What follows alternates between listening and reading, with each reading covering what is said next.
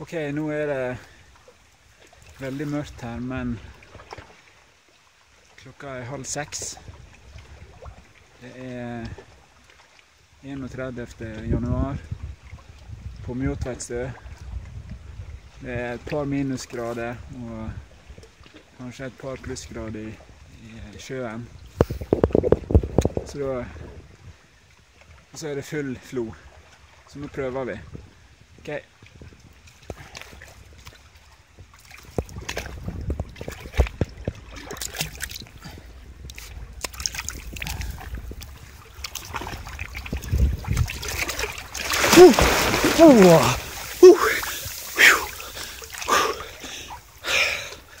Det var kaldt, ja.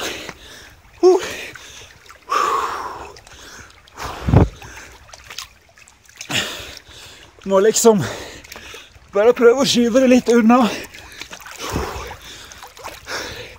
Holde ut første minuttet.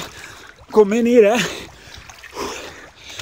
Tankene om at det er kaldt, skyver vi bak.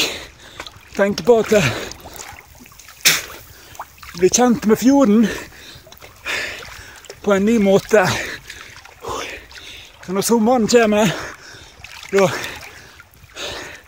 blir det som å møte igjen en gammel bekjent. En kjent og kjær venn.